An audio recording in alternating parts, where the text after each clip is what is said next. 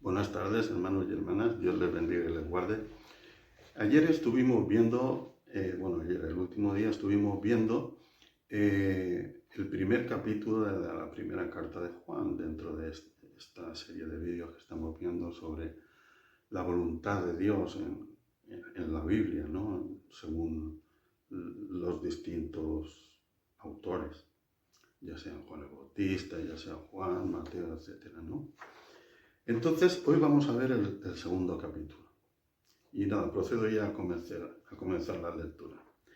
Comienza así. Hijitos míos, estas cosas os escribo para que no pequéis. O sea, volvemos a lo mismo del primer capítulo.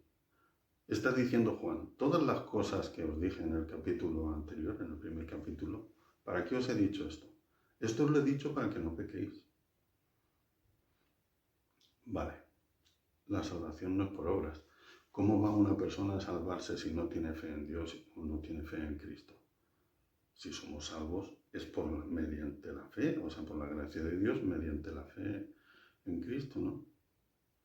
Si uno no tiene fe en Dios, no tiene fe en Cristo, en el Espíritu Santo, si uno no tiene fe en que existe un Dios, de que existe un cielo, de que existe un infierno, ¿cómo va uno a ir al cielo si uno no cree que existe el cielo? O sea, no tiene sentido nada de esto si sin fe no hay nada de qué hablar, o sea, no hay nada de qué hablar.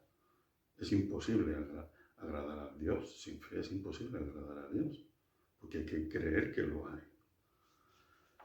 Entonces, pero por eso se dice que nadie puede ser salvo por las obras, es decir, bueno, yo es que soy de una ONG no cristiana y yo me porto muy bien y yo no hago daño a nadie, pues enhorabuena, te felicito, vive esta vida y cuando mueras, pues has muerto como es tu voluntad, porque tú no crees en Dios ni que haya una vida futura ni nada, pues bien, mucho mejor que hayas hecho el bien que hayas hecho el mal. No es que Dios te va a castigar por eso. Simplemente, pues como no crees en un Dios, o sea, en un Dios, en el único que hay, no crees en Dios, no crees en Cristo, no crees en el cielo, no crees en nada de eso, pues vivirás tu vida y irás a la muerte eterna. Pero no es nada que tú no sepas ya. Todo el mundo que dice que no cree en Dios está tranquilo. O sea, tranquilo en el sentido que dicen, no, pues yo me moriré y ya está. Pues vale, pues si ya lo sabes, que vas a ir a la muerte eterna, pues estate tranquilo. Y mejor que tengas un buen comportamiento que tengas un mal comportamiento, obviamente. Además, Dios, nosotros no somos quien para juzgar a nadie. Según la palabra parece que los que no tienen fe no van a ser salvos. Y yo creo que dice eso. Pero si Dios, en su absoluta voluntad, decide, tras el juicio del trono blanco, salvar a ciertas personas, Dios es soberano. Dios es soberano. Y de hecho, en el juicio, en el tercer juicio, pues saben que está el tribunal de Cristo, está el juicio de las naciones y luego está el juicio del trono blanco, ya después del milenio.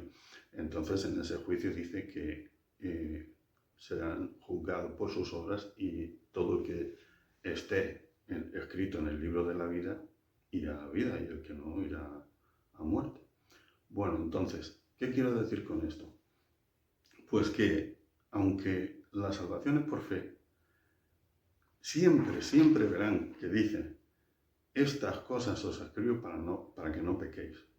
Siempre lo dice Dios Padre, lo dice Jesucristo, lo dice Juan el Bautista, lo dice Mateo, lo dice Lucas, lo dice Marcos, lo dice Juan, lo dice Pedro, lo dice Pablo. Lo dicen todos. No pequéis, haced el bien.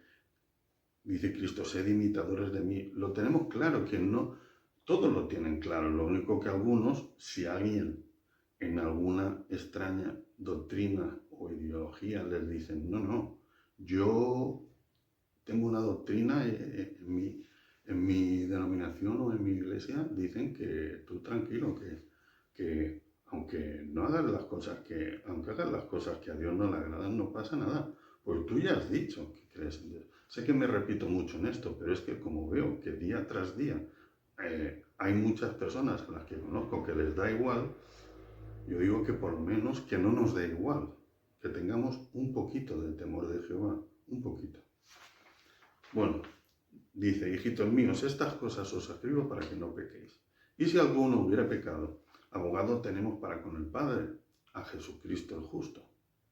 Y Él es la propiciación de nuestros pecados, y no solamente por los nuestros, sino también por los de todo aquel, por la de todos, ¿no? En el sentido de todo aquel que algún día finalmente acepte a Dios y a Cristo como su Salvador, se arrepiente y entonces también Jesús ha muerto por él, como sucedió con los ladrones en la cruz, que había uno a su derecha y uno a su izquierda, que uno procedió al arrepentimiento y otro no quiso proceder al arrepentimiento. Él murió por los dos, solo que uno será salvo y el otro no. ¿Por qué? ¿Porque Jesús murió solo por uno? No, Jesús no murió por uno. Dios no envió a Jesús a morir por 4 o 5 o por 10 millones. Vino a morir por todos aquellos que quieran arrepentirse y aceptar a Cristo como su Salvador. Continúo, dice, y en esto sabemos que le conocemos. ¿En qué conocemos? O sea, ¿cómo podemos discernir si conocemos a Dios o no, o si alguien conoce a Dios o no? Dice, y en esto sabemos nosotros que le conocemos, si guardamos sus mandamientos. No me digan que es doctrina mía ni de que yo estoy siempre pesado con estas cosas. Es que leo la palabra y debería gustarnos a todos. Quiero decir, es la palabra de Dios, debería gustarnos a todos. Yo no la repito, cada vez que hablo son distintos capítulos, son distintos autores, son distintos versículos. Solo que dicen siempre lo mismo, obviamente, no va a decir Dios cada vez una cosa. Entonces dicen, esto sabemos que nosotros le conocemos, si guardamos sus mandamientos. El que dice yo le conozco y no guarda sus mandamientos, ¿qué pasa? El tal es mentiroso y la verdad no está en él. O sea, uno no puede decir, yo conozco a Dios, es como decir, yo soy cristiano, pero paso de los mandamientos, o sea, a mí eso no va conmigo. Sí, yo digo que creo en Dios, creo en Cristo, han dicho que crea, pero yo no, los mandamientos, eso está anticuado, eso ya ha quedado desfasado. Ahora la vida es distinta, ahora el divorcio está bien, el aborto está bien, la homosexualidad está bien, el tener varias parejas está bien, el sexo, quiero decir, sin estar en el matrimonio está bien, todo está bien porque ahora las costumbres son otras. No, perdón, no es que ahora sean las costumbres otras, eso ya está desde lo más antiguo, desde Babilonia, desde Lot, desde el principio de los tiempos. Esa forma de pensar ha estado siempre. Decimos, no es que ahora las costumbres son distintas, ahora la mentalidad es otra. No, eso siempre ha estado. Lo que pasa es que antes se llamaba mal a lo que está mal y bien a lo que estaba bien. Pero en los últimos tiempos a lo que es bueno llamarán malo y a lo que es malo llamarán bueno. Lo dice la palabra y tenemos que saberlo todos los que hayan leído la palabra o escuchado a alguien hablar sobre la palabra. Bueno, el que dice yo le conozco y no guarda sus mandamientos, el tal es mentiroso y la verdad no está en él. Pero el que guarda su palabra, este verdaderamente se ha perfeccionado en el amor de Dios. Y por eso sabemos que estamos en él. El que dice que permanece en él, ¿qué debe hacer? El que dice que permanece en él, debe andar como él anduvo. Sed imitadores de Cristo, con los ojos puestos en Cristo, el autor y consumador de la fe. Hermanos, no os escribo mandamiento nuevo, sino el mandamiento antiguo que habéis tenido desde el principio. Este mandamiento antiguo es la palabra que habéis oído desde el principio. Lo de amaréis a Dios sobre todas las cosas y al prójimo como a ti mismo. Ahora en el versículo 9 dice, el que dice que está en la luz y aborrece a su hermano, está todavía en tinieblas. O sea, yo estoy en luz, pero aborrezco a mi hermano, perdona. Dice la palabra que estás en tinieblas. Aunque estés diciendo que estás en luz, si aborreces a tu hermano, no yo, sino la palabra dice que estás en tinieblas. Voy a contar algo de la vida real. Yo conozco muchos hermanos y hermanas que honestamente yo digo, ojalá yo pudiera ser como estas personas, porque son admirables, de verdad. Aunque mi modelo es Cristo y siempre me fijo es en Cristo, no en las personas, porque las personas todas fallamos, pero hay algunas personas que uno dice, son admirables. Pero luego aborrecen a algunos hermanos o tienen envidia a unos hermanos y yo digo, pero esto cómo puede ser si esta persona que es tan válida, que la admiro un montón, ¿por qué aborrece a algunos hermanos o por qué tiene manía a algunos hermanos o por qué odia a algunos hermanos o envidia a algunos hermanos? Es triste, es triste. ¿Por qué? Si eres una persona que casi se puede decir casi santa y de repente tienes esos fallos. A mí me ocurre al revés, yo tengo muchísimos defectos, muchísimos más de los que quisiera tener, muchísimos más de los que quisiera tener. Pero bueno, Dios me ha dado ese don de no envidiar a los demás, nunca he tenido ese defecto, ni el de odiar a nadie, ni aborrecer a nadie. Tengo muchos otros fallos y por eso les digo que admiro a muchos hermanos y me gustaría poder mejorar como ellos, pero al mismo tiempo, como a mí me parece tan sencillo el no envidiar a nadie, ni el no odiar a nadie, digo que es lástima, porque esto es fácil, claro. Cada cual ve fácil lo que Dios le ha dado un don, pero luego cada cual ve difícil lo de los demás. Pero bueno, continuamos. Dice, el que ama a su hermano, el que aborrece a su hermano está todavía en tinieblas, pero el que ama a su hermano permanece en la luz y en él no hay tropiezo. Pero el que aborrece a su hermano está en tinieblas y anda en tinieblas y entonces no sabe a dónde va, porque las tinieblas le han cerrado los ojos. Pasamos ahora al versículo 15, un pequeño salto, y nos dice la palabra. No améis al mundo ni a las cosas que están en el mundo. Si alguno ama al mundo, el amor del Padre no está en él. A veces pensamos que podemos estar con Dios y estar en las cosas del mundo. Amar a las cosas del mundo y estar con Dios. Pensar que estamos en luz, amando las cosas del mundo. Aquí dice, no améis al mundo ni a las cosas que están en el mundo. Si alguno ama al mundo, el amor del Padre no está en él. Entonces, cuando uno lee estas cosas, no debe decir, ¿será verdad? ¿Será mentira? No, es verdad. Es la palabra de Dios. Uno no puede, pero como yo tengo varias versiones, a mí me han dicho distintas cosas, vuelvo a decir, la palabra de nadie tiene valor si no está en la palabra. Si yo les digo cualquier cosa y ustedes a la noche, mañana me dicen, hermano, estuve leyendo lo que usted dijo, y lo que usted dijo no es verdad. ¿A quién hago caso? ¿Lo que usted ha dicho o lo que pone aquí en mi Biblia? Obviamente lo que dice en su Biblia. ¿Cómo va a hacerme usted caso a mí por lo que yo diga? Por muy santo que yo fuera. Lo que tiene razón es su Biblia, no yo. Ni yo, ni ningún pastor, ni ningún profeta, ni ningún apóstol. Nadie. Nadie que no diga lo que dice la palabra. Y si la palabra dice aquí que si alguno ama al mundo, el amor de Dios no está en él, pues es así. No dude. Entienda lo que dice la palabra y créalo.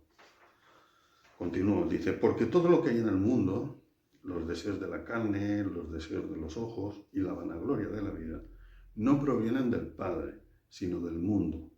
Y el mundo pasa y sus deseos también, pero el que hace la voluntad de Dios, ¿qué ocurre? Permanece para siempre. Esta frase siempre se puede cambiar al revés. Dice, el que hace la voluntad de Dios permanece para siempre. Te puedo decir, ¿quién permanece para siempre? El que hace la voluntad de Dios. El que hace la voluntad de Dios permanece para siempre. ¿Quién permanece para siempre? El que hace la voluntad de Dios. Parece una tontería lo que estoy diciendo, pero no lo es. Primera de Juan, del 22 al 29, y con esto ya termino. Dice, ¿quién es el mentiroso? Esto viene un poco relacionado con lo del anticristo, ¿no? ¿Quién es el mentiroso sino el que niega a Jesús el Cristo? Este es anticristo el que diga esto. El que niega al Padre y al Hijo. Todo aquel que niega al Hijo tampoco tiene al Padre. El que confiesa al Hijo tiene también al Padre. Lo que habéis oído desde el principio permanezca en vosotros. Si lo que habéis oído desde el principio permanece en vosotros, también vosotros permaneceréis en el Hijo y en el Padre. Y esta es la promesa que Él nos hizo, la vida eterna. Os he escrito esto sobre los que os engañan. Eso lo dijo Juan, y eso lo digo yo. No digo para ponerme un valor como el de Juan, digo que eso lo dijo Juan, eso lo digo yo, y eso lo debe decir cualquier persona que lea la palabra. Os he escrito esto sobre los que os engañan, que no os engañen. Escudriñad las Escrituras, no dejad que os engañen. Las ovejas conocen la voz de su pastor, que es Cristo, y su palabra está aquí en la Biblia. Os he escrito esto sobre los que os engañan, pero la unción que vosotros recibisteis de Cristo, ¿qué es la unción que vosotros recibisteis de Cristo? El Espíritu Santo, obviamente, permanece en vosotros y no tenéis necesidad de que nadie os enseñe. Así como la unción misma os enseña todas las cosas y es verdadera y no es mentira, según ella os ha enseñado, permaneced en él. Y para terminar, dice, y ahora, hijitos, permaneced en Cristo. Qué importante es esto. Y ahora, hijitos, permaneced en Cristo, para que cuando se manifieste, para que venga nuestro Señor Jesucristo, que ya está cerca, Maranata, el Señor está cerca. Tengan esto en cuenta. Siempre hay que tener ese amor a Dios y a Cristo, pero ahora mucho más. Mucho más, digo, para quien estaba descuidado o con la mirada puesta en otro lado. Ahora hay que centrar la mirada y llevar cuidado. Como cuando uno está, no sé, cruzando una vía del tren, a lo mejor si no oye ruido, pues la cruza sin mirar o algo, pero si estás oyendo el ruido de que viene el tren, pues más atención tienes que poner y poner los ojos en Cristo en este momento, porque se oye rumor, se oye ese rumor de que viene. Permaneced en Cristo para que cuando se manifieste tengamos confianza y no tengamos que alejarnos de Él avergonzados. Si sabéis que Él es justo, sabed también que todo el que hace justicia es nacido de Él. Permanezcamos en Cristo para que cuando se manifieste tengamos confianza y no tengamos que alejarnos de Él avergonzados. Qué triste sería haber tenido toda una vida de supuestamente cristiano, toda la vida haciendo el teatro para los demás, hacer un teatro de que soy cristiano, de que digo que soy cristiano, pero mi vida escondida o mi vida personal no tiene nada que ver con lo que digo. Pienso que nadie lo sabe, puede que nadie lo sepa, pero Dios sí lo sabe, porque Dios lo ve todo, de mí, de usted y de todo el mundo. Dios lo ve todo. Es más, ya lo conoce en la presciencia. No es que le determine a usted a hacer lo malo, pero Él, en su presciencia, ya sabe lo que ha ocurrido, lo que está ocurriendo y lo que va a ocurrir en su presciencia. No que determine lo que usted va a hacer porque le da libre albedrío, pero en su presciencia ya sabe lo que va a hacer cada uno de nosotros y ve todo lo que hacemos nosotros. Entonces, qué triste sería haber llevado una vida de cristiano aparente y que luego venga nuestro Señor Jesucristo y que tengamos que alejarnos de Él avergonzados. Bueno, hermanos, ahí tenemos a Cristo, que es nuestro intercesor. Todos nos equivocamos, pero si procedemos a pedir perdón y arrepentirnos, abogado tenemos. Que Dios les bendiga y les guarde y que tengan un muy buen descanso esta noche.